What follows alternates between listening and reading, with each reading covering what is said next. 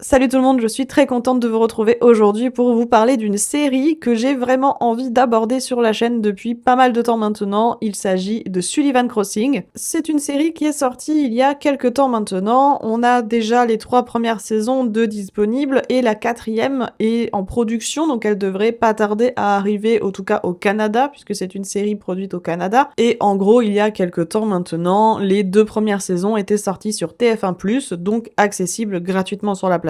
C'est là en fait que j'ai découvert cette série, aussi parce qu'il y a Chad Michael Murray dedans. Voilà, ça c'est dit. Mais du coup, j'avais découvert cette série sur TF1+, j'avais vu la saison 1, une partie de la saison 2, et je comptais vous en parler en vidéo, mais voilà, l'occasion ne s'est jamais présentée. Mais depuis début février, les 2 premières saisons sont disponibles sur Netflix, et la 3e saison est arrivée un tout petit peu après sur TF1+, donc nous avons maintenant les 3 premières saisons de disponibles, les 3 sont disponibles sur TF1+, et les 2 premières sur Netflix. Bref, tout ça pour dire que ça fait longtemps en fait que je veux vous parler de Sullivan Crossing, et comme c'est sorti là récemment sur Netflix, eh bien je me suis dit c'est l'occasion de m'y remettre et de pouvoir vraiment regarder les 3 saisons d'affilée, parce que voilà, je n'ai pas peur de le dire, je pense que c'est une série coup de cœur, vraiment. Dans cette vidéo, il n'y aura pas de spoiler, tout simplement parce que je veux en fait vous présenter la série, vous la faire découvrir, dire ce que j'en pense sans spoiler, parce que je vois pas l'intérêt en fait de faire une vidéo avec des spoilers, tout simplement aussi parce que j'ai déjà commencé la saison 2, donc tous les points que je pourrais aborder en spoiler seront un peu biaisés par le fait que je connais la suite, donc autant en parler sans spoiler. Dans Sullivan Crossing, on suit l'histoire de Maggie Sullivan, qui est neurochirurgienne à Boston. Seulement voilà, il va se passer des choses dans sa vie, surtout dans sa vie professionnelle, qui va l'amener à retourner à Sullivan Crossing. Et Sullivan Crossing, c'est l'endroit où en fait elle a grandi, c'est l'endroit où vit son père, qu'elle n'a pas vu depuis de nombreuses années et avec qui elle partage un passé assez compliqué. Mais voilà, la vie va faire qu'elle va être contrainte de retourner à Sullivan Crossing et en même temps de faire face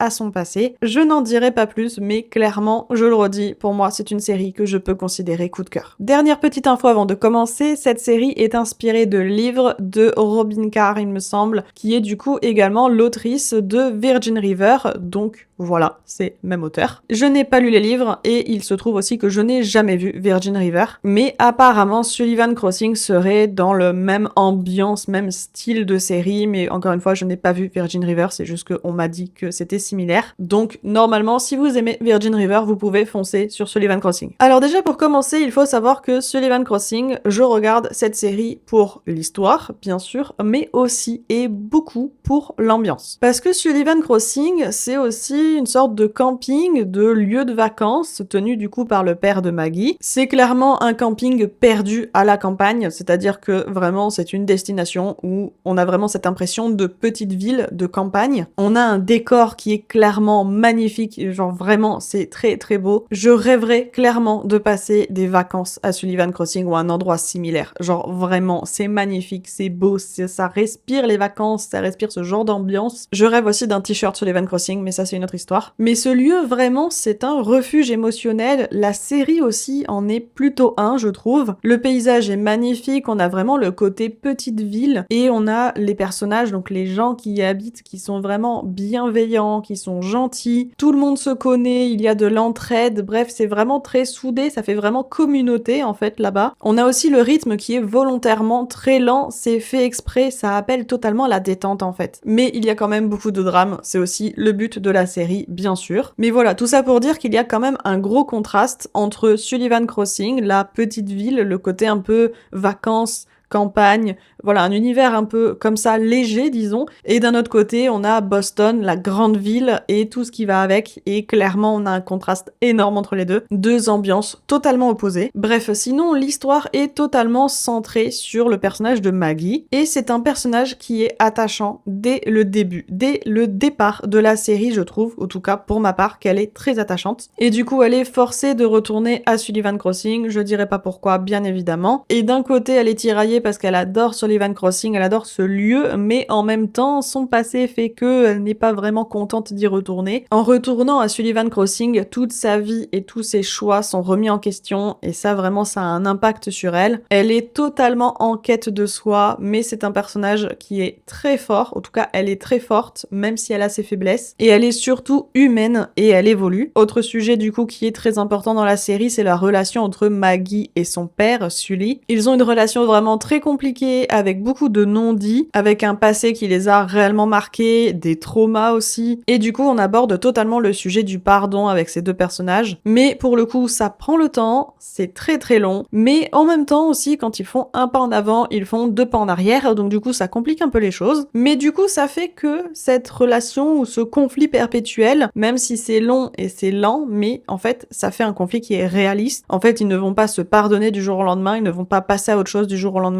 et en fait ça en fait vraiment une relation qui est réaliste et un peu touchante aussi sur les bords. Bref, sinon dans ce genre de série, bien sûr il y a de la romance, donc c'est une série drame et romance. Voilà, c'est normal, c'est comme ça, c'est pour ça aussi qu'on veut regarder cette série. Et j'aime particulièrement le fait que c'est une romance qui est, je trouve, sincère et surtout mature. Les personnages, ils ont la trentaine, ce ne sont pas des ados, ils sont matures. Et même si la romance a une place qui est quand même très importante, elle n'est pas omniprésente, ce n'est pas du tout le premier plan, ce n'est pas l'action principale, ce n'est pas l'histoire principale non plus. Tout ne tourne pas autour de ça et c'est plutôt bien. Et comme tout, c'est lent, mais c'est une lenteur volontaire et c'est, je trouve, bien dosé en fait. Je trouve que c'est agréable de suivre cette histoire, même si c'est un peu lent, parce que justement ça permet d'être bien dans l'ambiance de Sullivan Crossing et ça fait vraiment en fait le refuge émotionnel, hein. Vraiment, quand je regarde cette série, juste je suis apaisée, je suis bien, même s'il se passe plein de drames, mais juste voilà, c'est une série où l'ambiance me plaît vraiment. Peut-être aussi parce qu'il y a un autre point que je trouve très réaliste et que j'ai vu en fait dans cette série,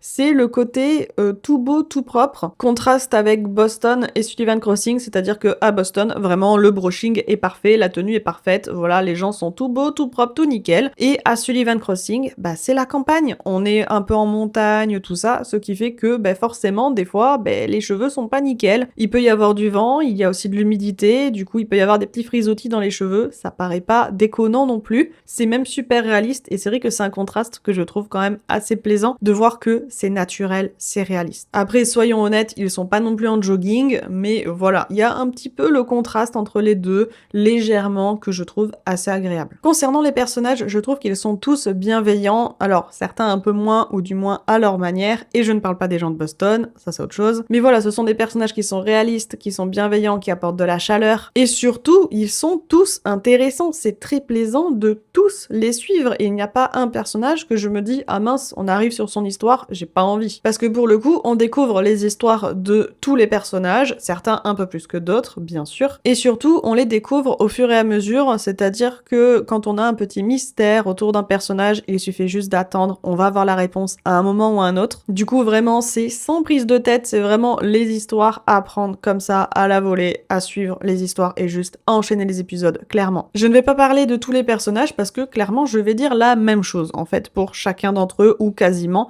Du coup, je vais quand même aborder les personnages, mais ceux de Boston, parce que clairement, tout le côté de Boston est pourri, mais vraiment c'est insupportable. Et c'est pas du spoil, vous allez vous en rendre compte dès le début, parce que clairement la mère de Maggie c'est une manipulatrice, son beau-père il est juste inhumain, et Andrew son petit ami, j'en parlerai pas, en fait juste je vous laisse découvrir, il me gonfle, c'est tout. Je dirais juste ça, il me gonfle. Mais en même temps ce n'est pas un point négatif, ça fait partie du jeu, ça fait partie de l'histoire, et c'est ok. Autre point que j'apprécie beaucoup dans ce genre de série, c'est que beaucoup de sujets sont abordés, mais ce ne sont pas des sujets que l'on retrouve forcément tout le temps dans les séries, c'est-à-dire que généralement quand je regarde une série de ce genre-là, on a des sujets parfois très forts, très prenants, et du coup des fois j'ai vraiment cette sensation, pas de tristesse, mais voilà, ça me plombe un peu le moral parce que c'est un sujet fort et que bah des fois je suis fatiguée ou je suis pas réceptive et du coup voilà, ça me plombe plutôt qu'autre chose. Là ce n'est pas le cas, c'est vraiment des sujets plus légers disons, mais très importants, parce que du coup on a le retour aux sources avec se reconnecter avec soi-même, on a tout le côté acceptation de soi, se pardonner, mais aussi trouver sa place dans un environnement qui montre vraiment la simplicité de la vie, et ce sont tous des thèmes qui parlent à absolument tout le monde et qui sont très très bien pour une série comme Sullivan Crossing et une ambiance comme celle-ci. Vous l'aurez compris, dans cette série, il n'y a pas de gros twists, il n'y a pas beaucoup d'action. C'est plutôt lent avec des scènes parfois de silence qui ont vraiment leur importance. Les dialogues sont souvent simples mais sincères et efficaces. Donc c'est une série totalement émotionnelle et pas du tout dans l'action. Bon, ça, je pense, vous l'avez bien compris. Je trouve aussi que les musiques sont particulièrement belles et j'ai vraiment ce feeling différent avec les musiques de Sullivan Crossing.